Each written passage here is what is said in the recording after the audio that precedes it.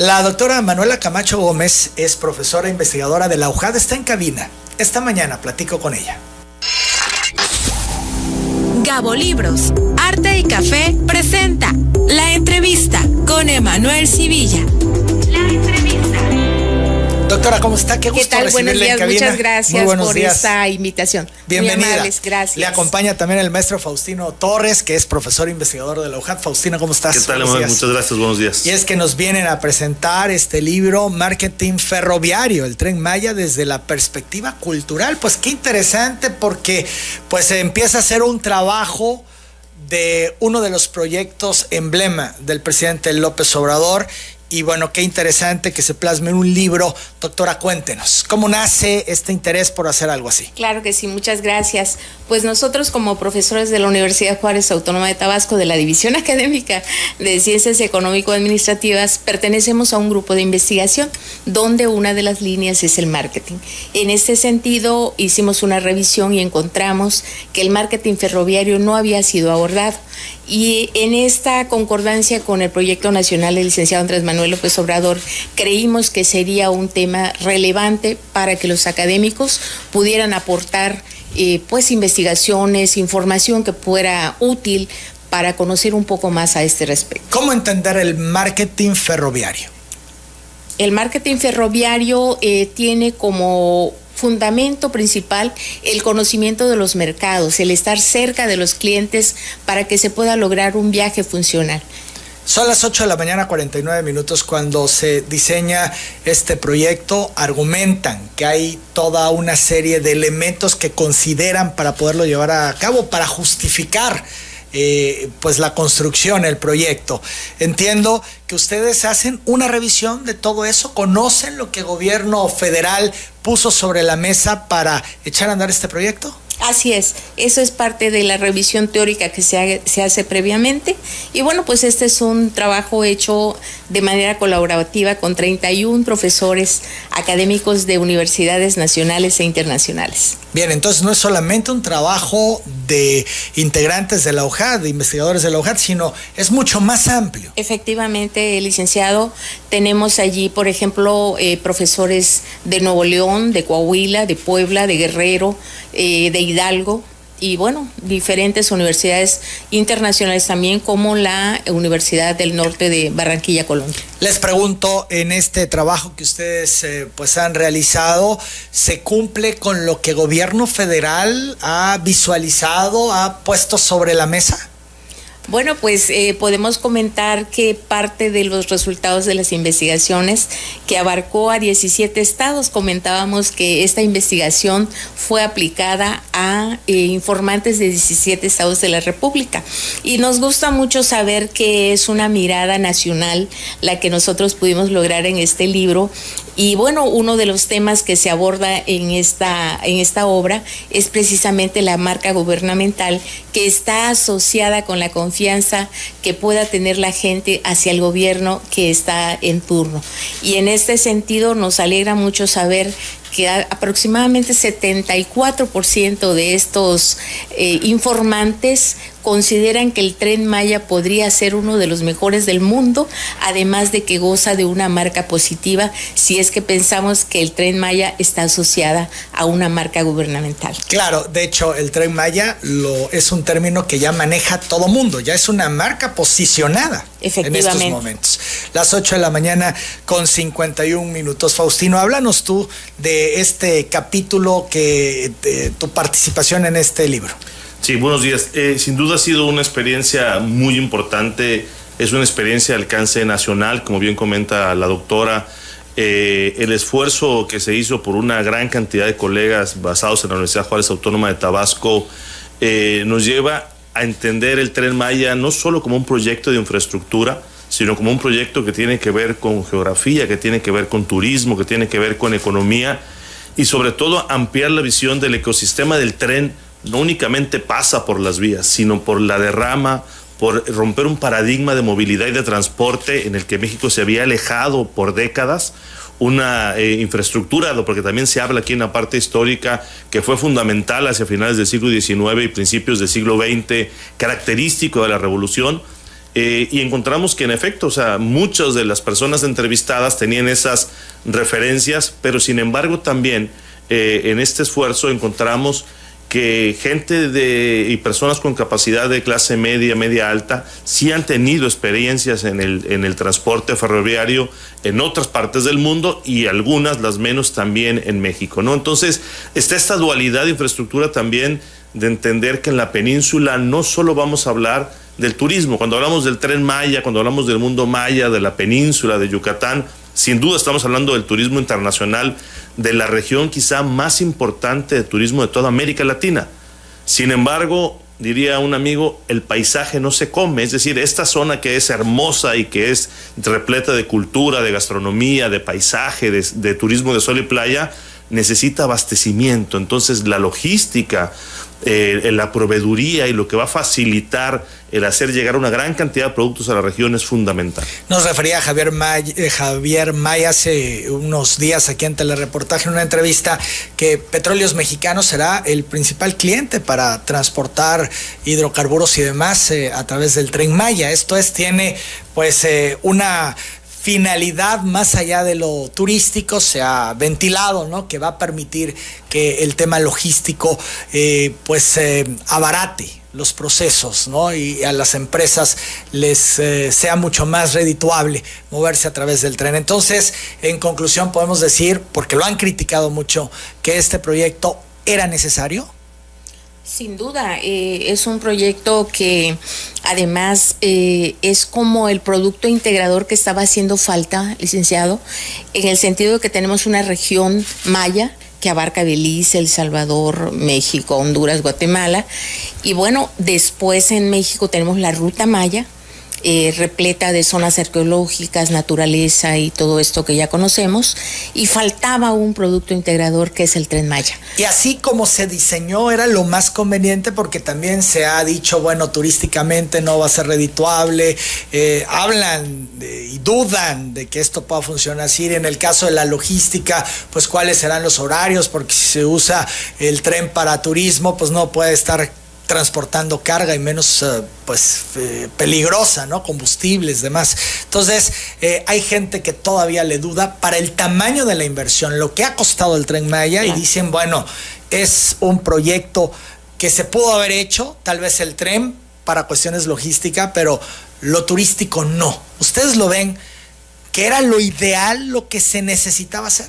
Yo estoy plenamente convencida de que este proyecto nacional era necesario y ya estaba desfasado, porque si nos remontamos un poquito al esplendor del ferrocarril en México, pues ya pasaron más de 100 años desde entonces, y en el 95 prácticamente desaparece el tren de pasajeros. Toda la actividad del tren es dual. Por un lado es el transporte de mercancías.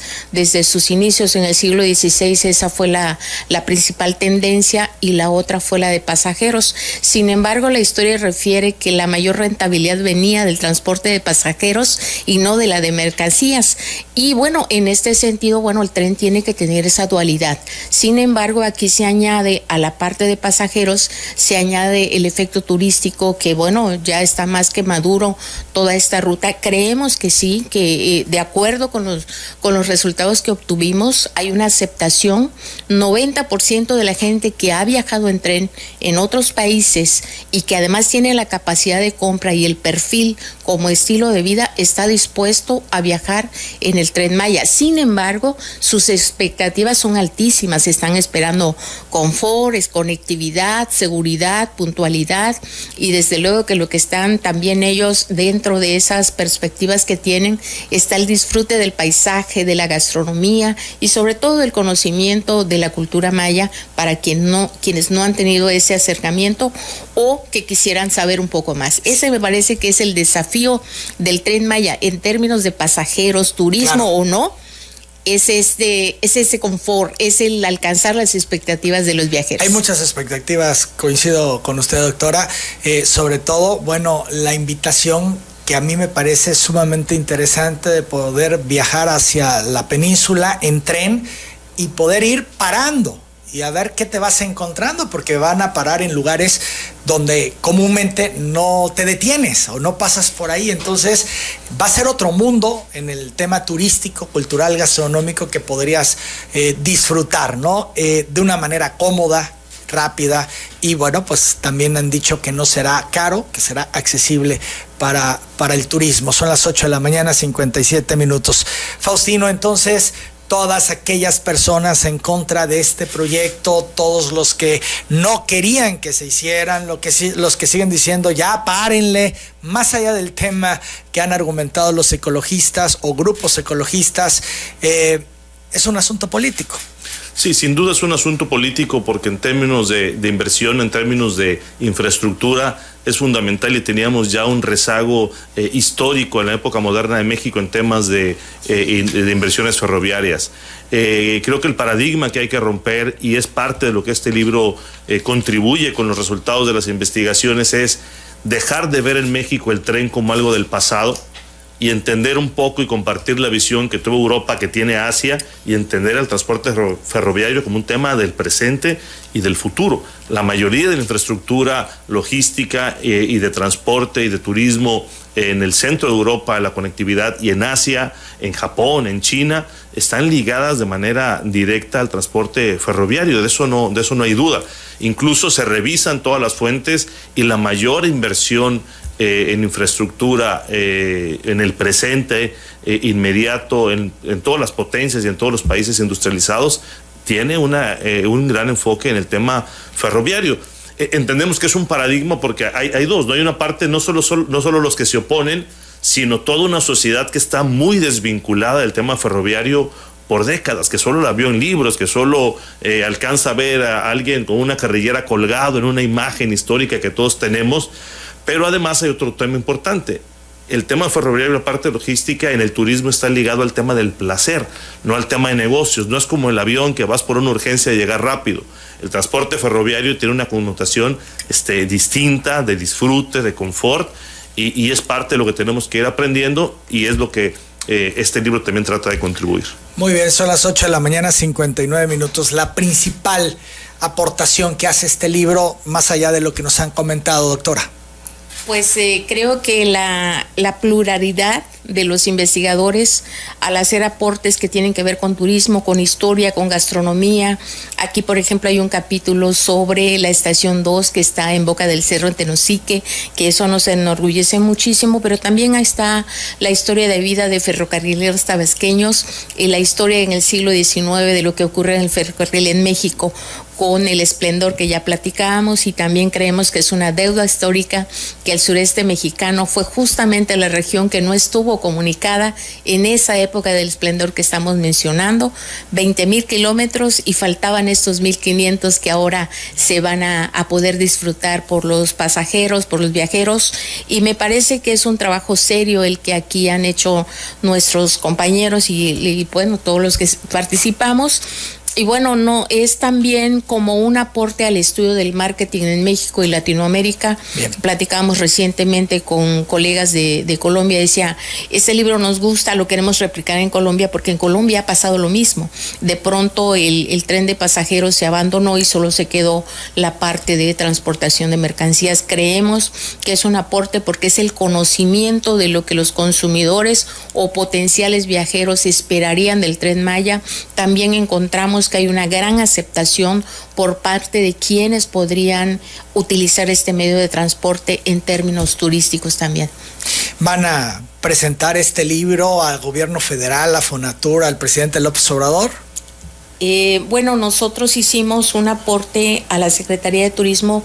Ellos tienen una especie de compendio y le hicimos llegar este libro. Y bueno, en la universidad las autoridades han hecho lo propio. Bien, son las 9 de la mañana con 1 minuto. Quien quiera acceder a él, ¿cómo puede hacerle? ¿Dónde lo encuentran?